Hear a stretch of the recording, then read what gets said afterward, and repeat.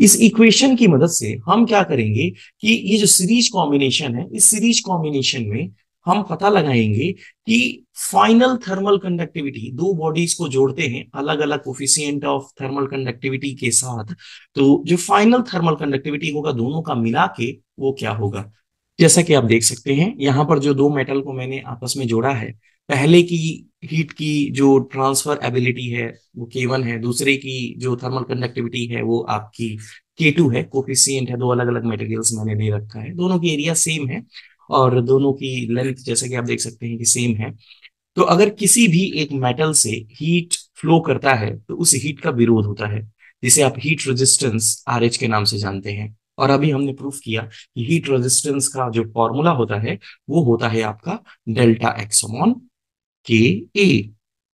Okay, चलिए यहां जो कॉम्बिनेशन आप देख रहे हो 1 by 1 कॉम्बिनेशन है, और जब भी 1 by 1 कॉम्बिनेशन होता है ऐसे कॉम्बिनेशन को हम सीरीज कॉम्बिनेशन का नाम देते हैं। तो series combination R S is equal to resistance में R1 + R2 होता है। ठीक है, चलिए कॉम्बिनेशन निकालते हैं। दोनों को जोड़ने के बाद आपको फाइनल रेजिस्टेंस मिलता है पहली बॉडी और दूसरी बॉडी की। फाइनल रेजिस्टेंस इन दोनों को जोड़ने के बाद क्या होगा ये हमें पता करना है। चलिए फाइनल रेजिस्टेंस में ये देखिए, दोनों का कोफिशिएंट, एक का K1 है दूसरे का कोफिशिएंट K2 है। अगर आप दोनों को जोड़ते हैं तो final coefficient of thermal conductivity K मिलेगा, K1 और K2 को जोड़ने से। एरिया दोनों का सेम रहेगा क्योंकि आप देखिए दो को जोड़ने से एरिया नहीं बढ़ रहा है, जितना पहले एरिया था उतना बाद में एरिया है। ठीक है, तो एरिया क्या होगा, आपका एरिया एज इट इज पहले की तरह ए होगा। अब यहां पर आप देख सकते हैं कि लंबाई, क्या दोनों को जोड़ने से लंबाई सेम है, क्या दोनों को जोड़ने से लेंथ दोनों की सेम है? नहीं, देखो यहां से अगर आप इन दोनों को जोड़ते हो, ठीक है दोनों को, तो दोनों को जोड़ने के बाद आप देखो लंबाई इसकी बढ़ जानी है, तो इसकी जो लेंथ होगी अब वो लेंथ कितनी होगी, दोनों को सम कर देंगे तो दोनों की लेंथ कितनी हो जाएगी दोनों को जोड़ के, तो वो हो जाएगी आपकी 2 डेल्टा एक्स। एक का क्या है L डेल्टा एक्स, और दो को जोड़ने से क्या हो जाएगा 2 टाइम्स ऑफ डेल्टा एक्स। दोनों को जोड़ा, ठीक है, ये फाइनल आपका रेजिस्टेंस इन सीरीज है। इनिशियल सिर्फ एक बॉडी का रेजिस्टेंस क्या होगा, तो एक की लंबाई आपकी डेल्टा एक्स है, उसकी थर्मल कंडक्टिविटी का कोफिशिएंट K1 है, एरिया क्या है आपका A है, वहीं दूसरी बॉडी की लेंथ भी डेल्टा एक्स है, थर्मल कंडक्टिविटी आपकी K2 है, और एरिया अभी भी यहां पर क्या है A ही है। अब इन दोनों में डेल्टा एक्स अपॉन ए जो है दोनों इक्वेशन में आपको देखने को मिल सकता है। यहां पर आप 1/K1 + 1/K2 लिख सकते हैं। वहीं दूसरी तरफ जो है अगर आप नोटिस करेंगे तो 2 डेल्टा एक्स अपॉन Ka है। क्या एरिया दोनों तरफ कैंसिल हो सकता है? बिल्कुल हो सकता है। इनकी लेंथ कैंसिल हो सकता है क्या? हो सकता है। तो फिर फॉर्मूला मुझे क्या मिलता है? मिलता है 2/K = 1/K1 + 1/K2। पहली बॉडी की थर्मल कंडक्टिविटी K1 है, वहीं दूसरी बॉडी की थर्मल कंडक्टिविटी आपकी K2 है।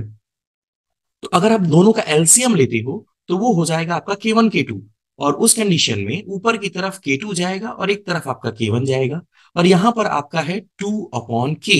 ठीक है, अगर मैं इसका रेसिप्रोकल करूं तो रेसिप्रोकल करने पे आप देखोगे K = आप ऐसे लिख सकते हो K1 K2 upon K2 + K1, और नीचे जो 2 आना था ये क्रॉस मल्टीप्लीकेशन से ये 2 जो है ऊपर की तरफ जाता है, तो आपका जो फाइनल थर्मल कोफिशिएंट की वैल्यू होगी वो होगी K = 2 times of K1 K2 upon K2 + K1। पहली बॉडी की थर्मल क्या क्या थी, वो थी आपकी coefficient of thermal conductivity K1, वहीं दूसरी बॉडी की क्या थी K2।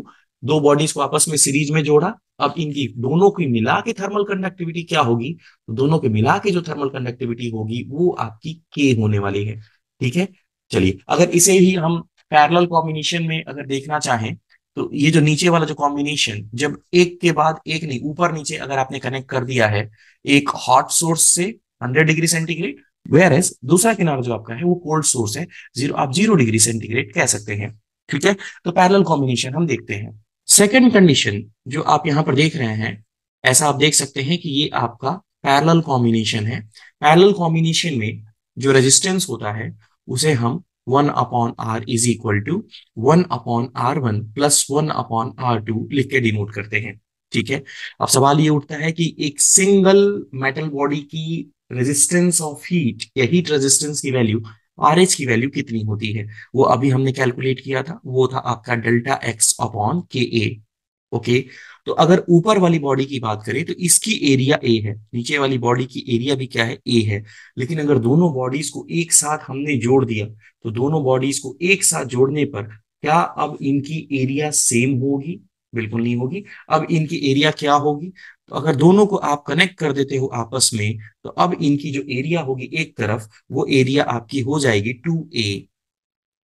ठीक है, इनकी एरिया कितनी हो जाएगी? ए और ए मिलके क्या हो जाएगा? 2a। डबल हो गया ना एरिया भाई, दोनों को ऊपर नीचे जोड़ा तो मोटा हो गया, मोटा हो गया तो एरिया डबल हो गया। ठीक है, लेकिन दोनों को ऊपर नीचे जोड़ने से क्या इनकी लंबाई बढ़ी? बिल्कुल नहीं। इनकी लंबाई पहले डेल्टा एक्स की लेंथ थी, तो अभी भी इनकी लेंथ क्या है? डेल्टा एक्स ही है। चलिए, तो फाइनल इन दोनों को जोड़ने के बाद अब जो रेजिस्टेंस आएगा, वो रेजिस्टेंस क्या आएगा? दोनों को जोड़ने के बाद जो फाइनल रेजिस्टेंस होगा पैरेलल में, वो आरपी की वैल्यू कितनी होनी चाहिए? इनकी लेंथ पर कोई फर्क नहीं पड़ा, तो डेल्टा एक्स होगा। ठीक है, इनके एरिया पर आपका फर्क पड़ा है, 2 टाइम्स ऑफ ए हो गया है। ठीक है, पहले की कंडक्टिविटी K1, दूसरे की कंडक्टिविटी K2, तो फाइनल कंडक्टिविटी दोनों को जोड़ने के बाद K होनी है। ठीक है, तो ये हमको पैरेलल में फॉर्मूला लगाना है।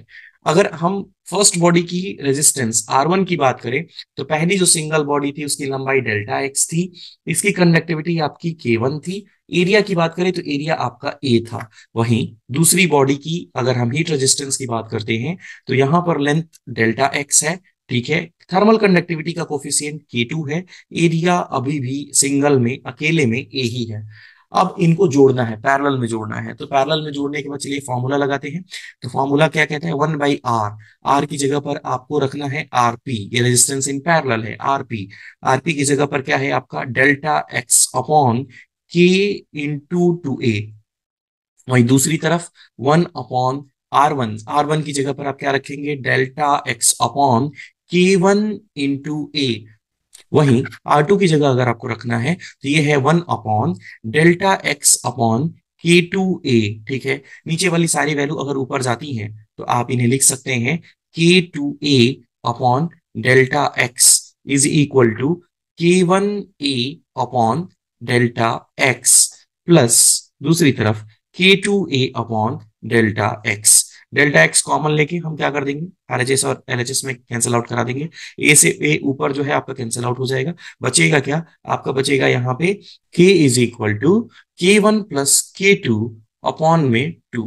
ठीक है, ये फॉर्मूला हम यूज कर सकते हैं।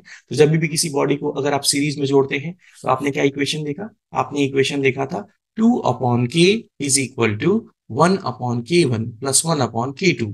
ये कैसा था? ये सीरीज कॉम्बिनेशन के लिए था। ठीक है, ये सीरीज कॉम्बिनेशन का।